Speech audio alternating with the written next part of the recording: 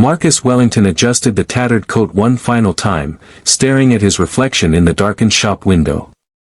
The man looking back bore no resemblance to the CEO of Wellington Industries, whose face graced Forbes magazine covers.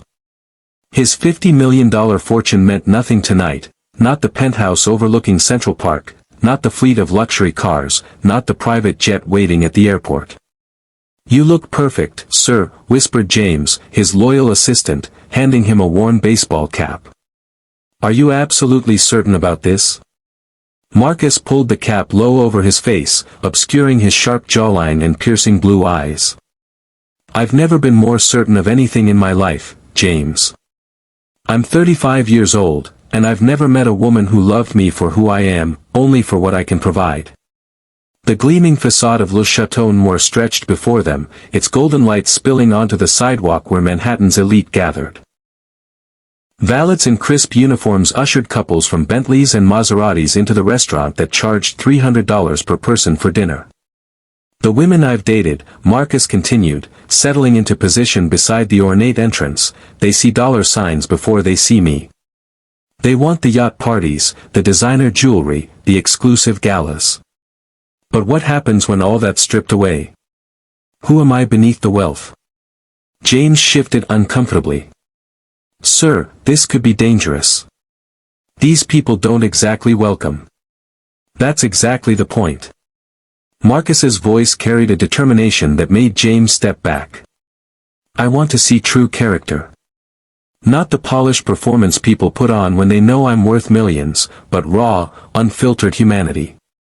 A couple emerged from a Tesla, the woman's diamond necklace catching the restaurant's light.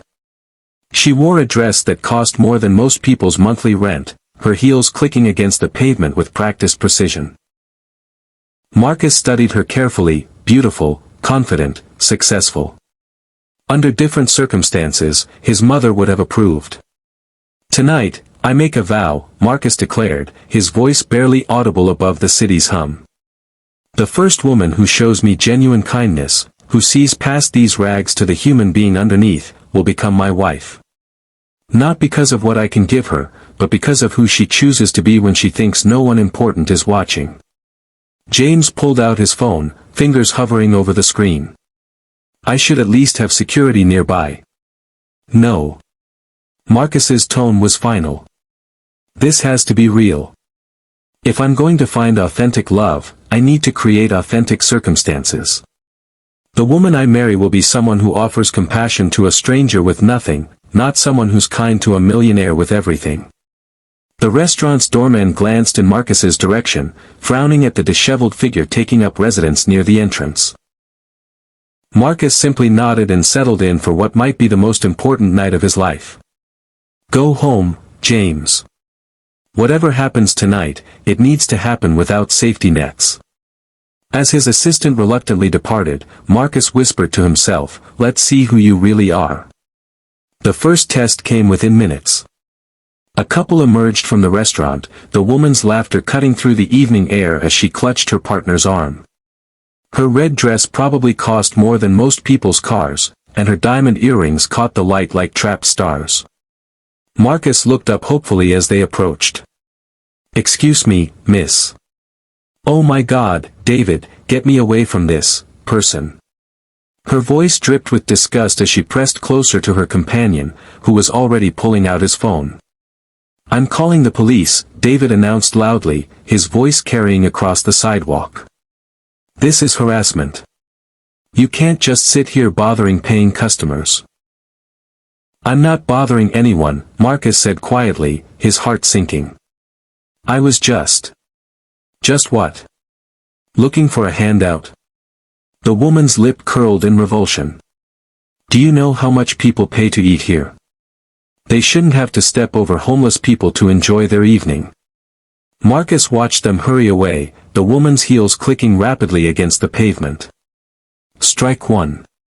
The cruelty in her voice echoed in his mind, not just rejection, but active disdain for someone she perceived as beneath her. 20 minutes later, a group of businessmen in expensive suits exited the restaurant, their conversation revolving around stock options and quarterly projections. Marcus recognized one of them, a rival CEO who tried to acquire Wellington Industries last year. "Gentlemen," Marcus called softly, "could you spare?" "Jesus Christ, look at this guy," one of them laughed, pulling out his wallet. "Here's $5, buddy. Buy yourself a cup of coffee and find somewhere else to sit. You're making this place look bad." The bill fluttered to the ground at Marcus's feet. He didn't pick it up. "Actually," another businessman chimed in, "I've got a better idea." He pulled out his phone and began recording. "This is what happens when you don't stay in school, kids. Don't end up like this loser." Marcus felt a flash of anger but forced himself to remain calm. These men had no idea they were mocking someone who could buy their companies with pocket change. But that wasn't the point was discovering who they really were when they thought no one important was watching. The third encounter came an hour later. A young couple approached, and Marcus's hopes lifted when he saw the woman's face soften with what looked like sympathy. "Ma'am," Marcus began, "I don't need money, just—" "Sarah, don't," the man interrupted, pulling her away. "These people are professionals. They make more begging than most people make working. It's all a scam." "But Tom, look at him.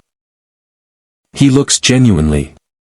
He looks like he needs to get a job." Tom's voice grew louder. "I work 60 hours a week to afford places like this. I don't owe anything to someone who's given up on life." As they disappeared into the night, Marcus felt the weight of his experiment settling over him. Was this really what people were like? Was kindness truly so rare? The city seemed colder now, and Marcus pulled his tattered coat tighter around his shoulders. By 10 p.m., Marcus had endured 3 hours of rejection, disdain, and outright cruelty. His experiment in human nature was painting a bleak picture of society, until she appeared. Emma Rodriguez emerged from the subway station across the street, her nurse's scrubs wrinkled from a 12-hour shift at Metropolitan General Hospital. At 28, she possessed a natural beauty that no amount of expensive makeup could replicate, warm brown eyes that held both strength and compassion, dark hair pulled back in a practical ponytail, and a smile that could light up the darkest corners of the city. She paused at the crosswalk, counting the crumpled bills in her worn purse. $17, enough for tomorrow's lunch and subway fare, with maybe $1 left over. The light changed, and she crossed toward the restaurant district, her sneakers silent against the pavement. Emma noticed him immediately.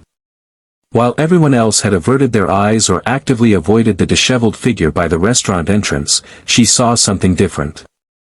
Maybe it was her training as a nurse, her instinct to help those in need, or simply the way her mother had raised her, but Emma saw a human being in pain.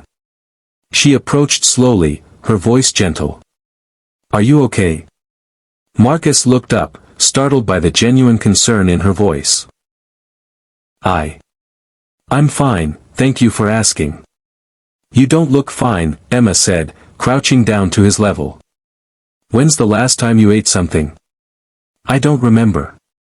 The lie came easily, but Marcus found himself moved by her proximity, the way she didn't flinch or maintain distance like the others. Emma opened her purse without hesitation. "I don't have much, but—" She pulled out a wrapped sandwich and a bottle of water. "I brought these for my break, but I ended up being too busy to eat. They're yours." Marcus stared at the offering, his throat tight with emotion. This woman, who clearly had little to spare, was giving him her own food. "Miss, I can't take your meal. You need it more than I do." "No, I don't," Emma said firmly, pressing the sandwich into his hands. "I can grab something at home. But you're sitting out here in the cold, and everyone deserves to eat." She settled onto the sidewalk beside him, ignoring the stares of passing pedestrians. "I'm Emma, by the way." "What's your name?" "Marcus," he replied, his voice barely above a whisper. "Well, Marcus, I know what it's like to struggle. I'm a single mother working 2 jobs, and there were times when I didn't know where our next meal was coming from. But someone always helped, strangers who showed kindness when I needed it most. Marcus felt tears forming in his eyes. You have a child. A 6-year-old daughter named Sophia. She's at home with my neighbor right now, probably fighting bedtime. Emma's smile was radiant. She's the reason I work so hard, the reason I believe in helping others. I want her to grow up in a world where people care about each other. You're remarkable, Marcus said, meaning every word. Emma laughed softly. I'm just human. Emma pulled out her phone and showed Marcus a picture of a beautiful little girl with pigtails and a gap-toothed grin. This is Sophia. She's the light of my life, even though raising her alone is the hardest thing I've ever done.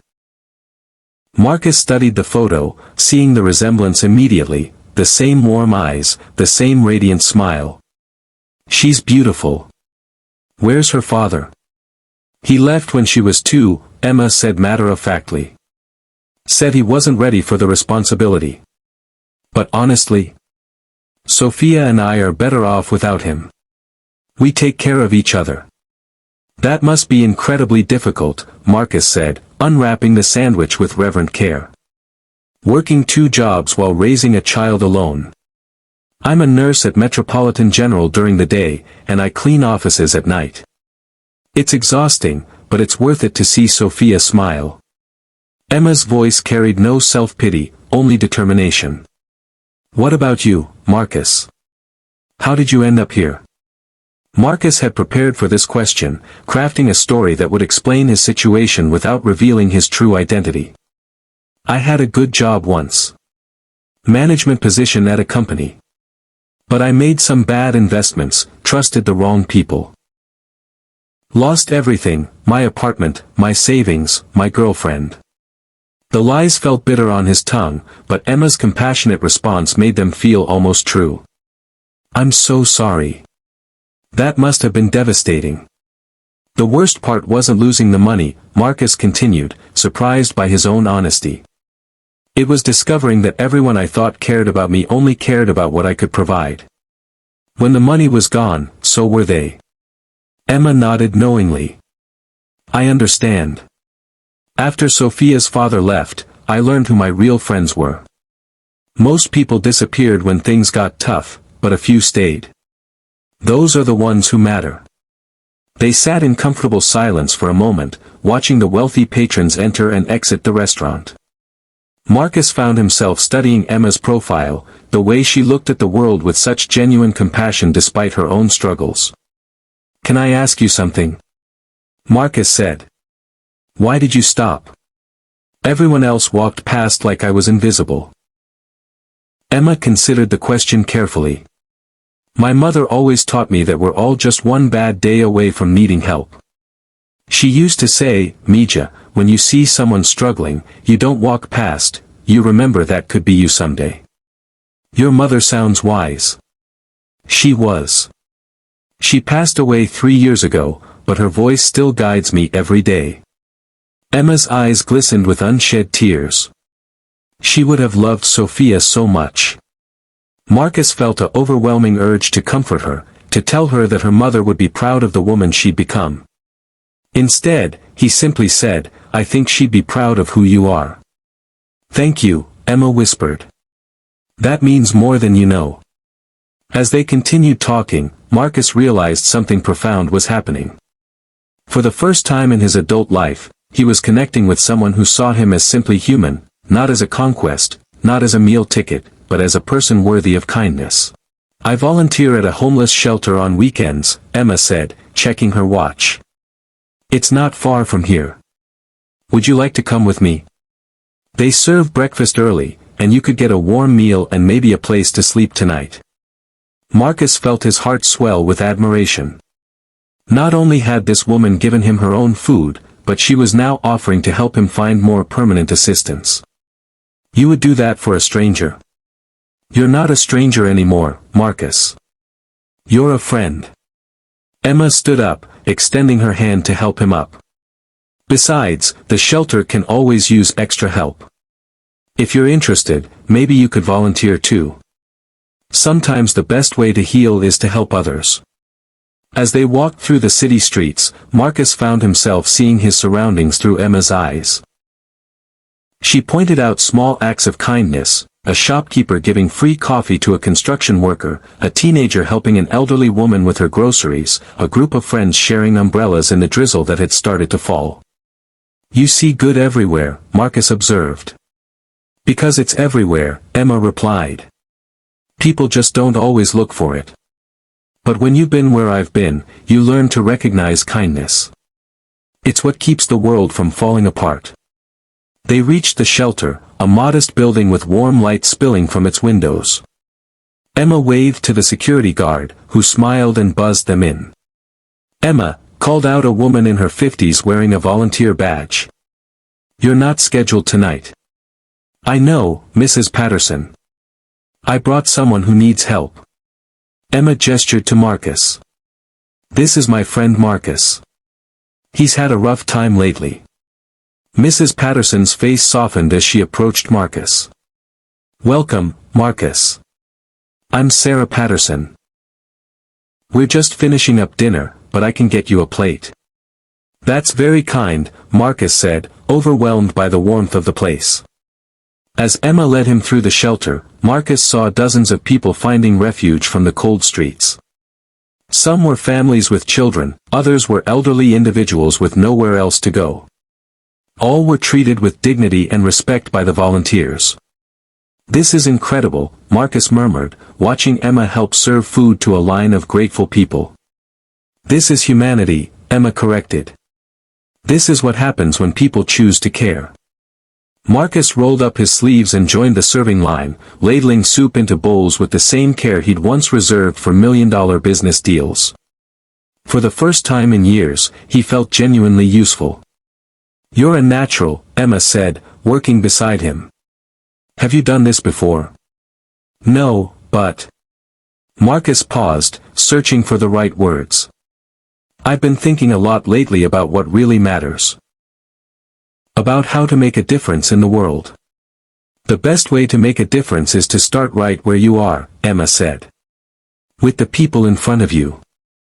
As the evening wound down, Marcus realized he'd found something more valuable than gold, a woman whose heart was as beautiful as her soul, who saw worth in every human being, and who loved without condition. 3 weeks later, Marcus could no longer maintain his deception. He'd spent every evening with Emma, volunteering at the shelter, talking about life and dreams and the future. He'd watched her tuck Sophia into bed, singing lullabies in Spanish that her mother had taught her. He'd seen her cry from exhaustion and smile through pain. He'd fallen completely, irrevocably in love. "Emma, I need to tell you something," Marcus said as they sat in her small but spotless apartment. Sophia was asleep in the next room, and the weight of his secret felt unbearable. "What is it?" Emma asked, concern creasing her brow. Marcus took a deep breath. "I haven't been honest with you. About who I am, about my situation. The truth is..." He pulled out his phone and showed her a Forbes article with his picture. "I'm Marcus Wellington. I'm worth $50 million. Emma stared at the screen, her face cycling through confusion, disbelief, and finally, hurt. "I don't understand. I was tired of people loving me for my money instead of for who I am. So I dressed as a homeless man to see if I could find someone who would show kindness to a person with nothing. You were the only one, Emma. Out of dozens of people who passed by, you were the only one who saw me as human." Emma stood up abruptly, pacing to the window. "So this was all a test? A game to you?" "No." Marcus rose, his voice desperate. "It started as a test, but it became real. My feelings for you, my love for Sophia, the way you've changed my entire perspective on life, none of that was fake. But you lied to me. For weeks, you let me worry about you, let me bring you food, let me introduce you to my daughter." Emma's voice broke. "Do you know how that makes me feel? Like a charity case, like someone you had to trick to get close to." "That's not true," Marcus said, stepping closer. "You're not a charity case. You're the strongest, most compassionate person I've ever met. You're the woman I want to spend my life with. Emma wiped away a tear. How can I trust anything you say now? Because I'm asking you to marry me, Marcus said, pulling out a ring box. Not because you passed some test, but because you're extraordinary. Because you've shown me what love really means. Because I can't imagine my life without you and Sophia. Emma stared at the ring, a simple, elegant solitaire that somehow captured all the light in the room. Marcus. I know I handled this wrong, he continued. I know I should have told you the truth sooner. But please don't let my mistakes destroy something beautiful. I love you, Emma. Not because you were kind to a beggar, but because you're kind to everyone. You're the woman I want to build a life with. Emma looked toward Sophia's room, then back at Marcus. I need time to think. Take all the time you need, Marcus whispered. I'll wait forever if I have to.